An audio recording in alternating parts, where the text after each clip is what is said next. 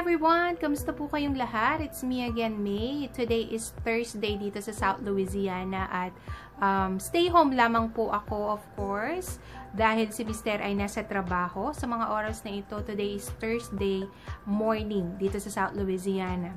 So gusto ko lamang po sanang i-tour kayo sa aming munting refrigerator, sa aming ref.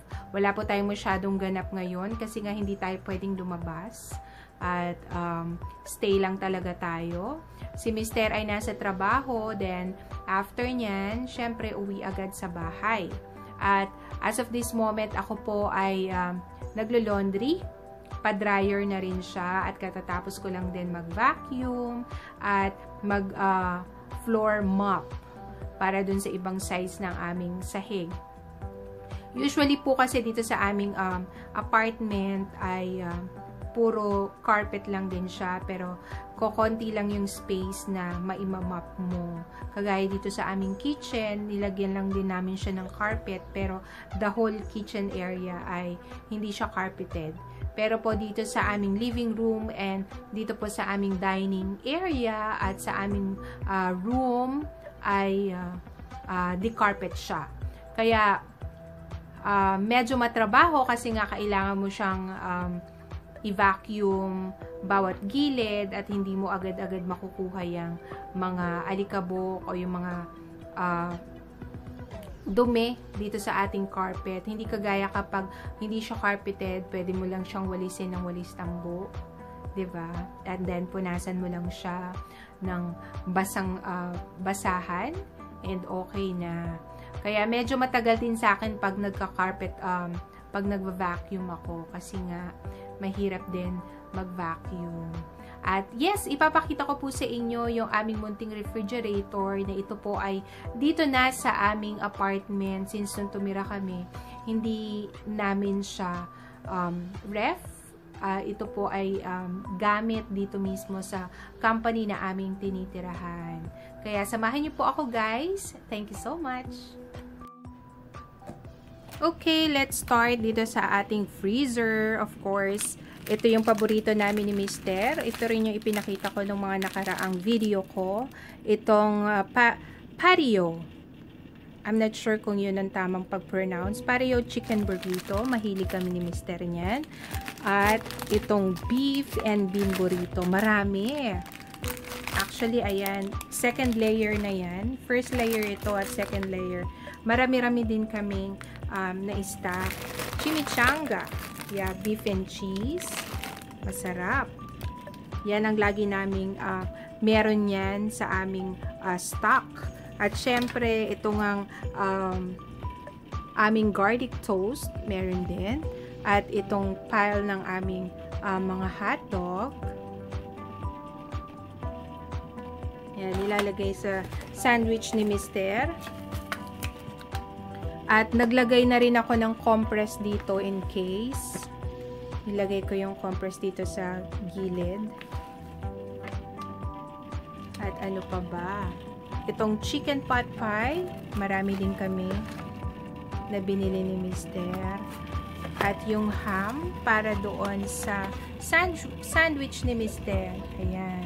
So, karamihan din ng chicken pot pie ay nandun din sa dulo.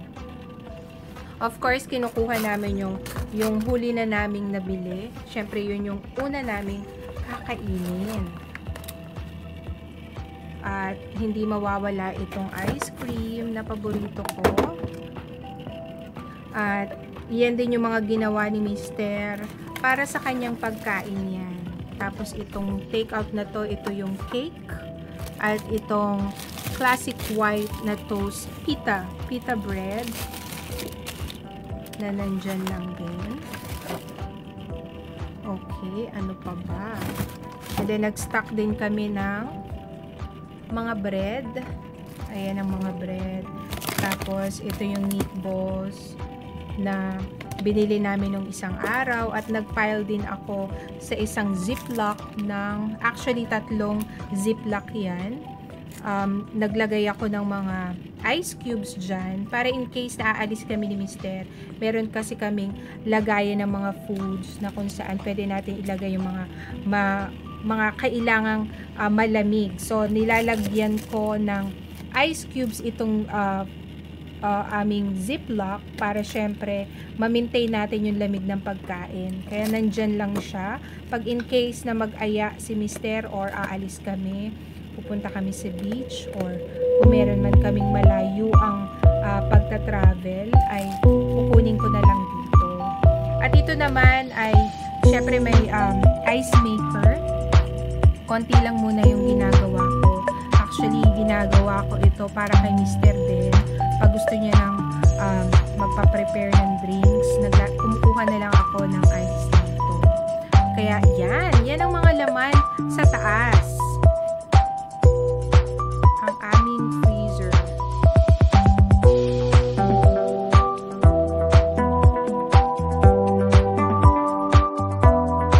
Next naman natin ay itong sa ref dito sa baba. Okay, dito. Of course, nandito ang butter. Meron kaming butter dito. May laman pa itong pareho. At ito rin yung smoked ham. At yung butter din kapag gumagawa ako ng sandwich ni mister.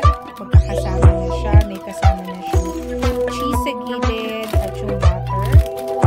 May konti pang space. Tapos ito naman yung milk ni mister. Itong cream ni mister. Itong jam. Itong mayonnaise. At itong tawag dito, calamansi juice na binibili namin din sa Asian store. Paborito ko.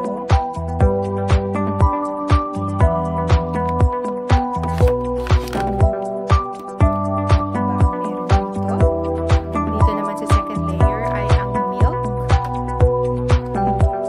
At andito rin naman yung aking chocolate milk. At ito yung mga juices ni mister. Mga ginagawa kong juices. At ito nga yung ginagawa kong juices kay mister. Para sa kanya yan. At ito namang tubig. May maliit kaming gallon of water dito para kung gusto kong uminom ng malamig na tubig. Yan. Dyan.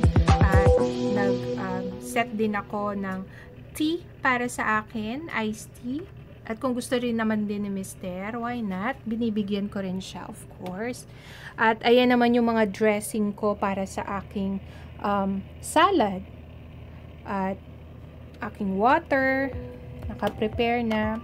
At yung iba pang mga salad dyan. At mayonnaise, naka-pile na lahat dyan.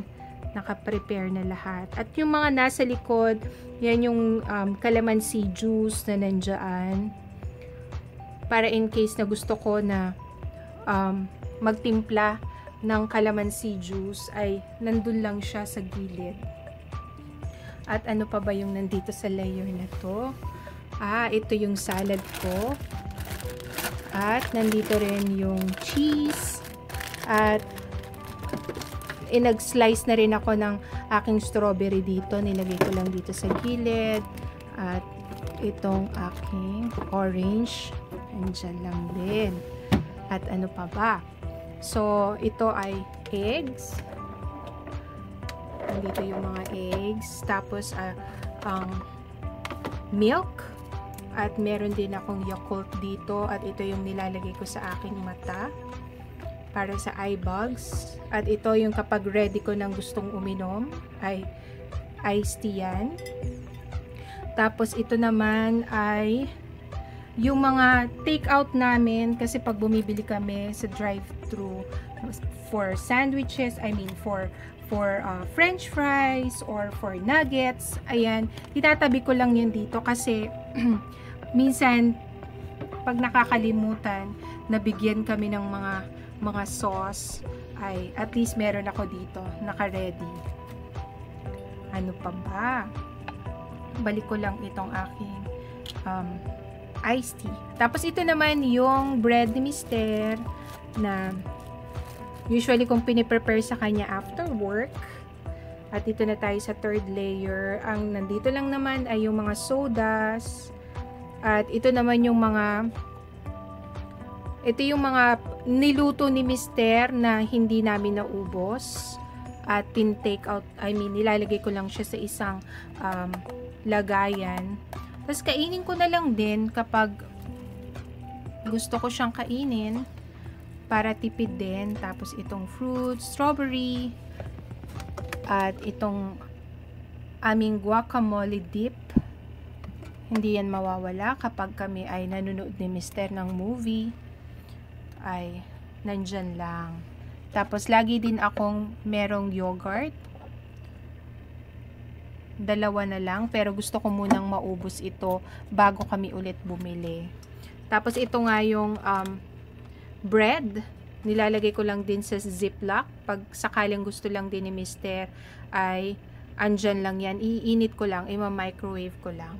Tapos, ito naman ay rice. Nagluto ako kahapon. Actually, it's 4 cups. Hindi ko naman siya mauubos in one time. Pero kapag gusto ko lang kumain with rice, ay nandito lang siya. Naka-ready lang. Ima-microwave ko na lang at ready to eat. Tapos ito naman ay, ito rin yung mga sauces na alam mo naman ako, mahilig akong magtabi, magtago, or i-organize yung mga sauces na alam ko na minsan ay hindi naman naibibigay din sa amin pag nakakalimutan or pag nagmamadali. So, nandito na lahat yung mga sauces sa mga restaurant na take out. Andyan na lahat yan. Pinile ko lang, nilagay ko lang sa kanya-kanyang lalagyan para syempre pag kailangan ni Mister o pag hihingi siya, nandito lang. Yan, yung mga ketchup, andyan lang siya. Naka-pile lang lahat. Ayan, nilagay ko lang siya ng tissue para hindi siya masyadong hindi mabasa. Ayan, lalagay ko ulit itong aking lagayan ng kanin. At yan lamang, yes, yan lamang. Yan, and that's it. Yan po ang mga laman ng aming ref. At ito pa pala, wala itong masyadong laman. Ito lang ay yung eggs, 1 dozen of eggs. Nilagay ko lang siya dyan, for sure. And then, itong mga, actually, salad ang nilagay ko dito. But dahil wala akong masyadong salad, nilagay ko dun sa itaas, ay nilagay ko na lang itong mga drinks dito. Yan. Ayan ang laman ng aming ref.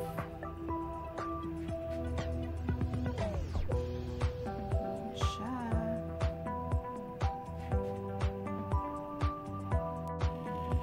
At ang aming refrigerator, ang aming freezer.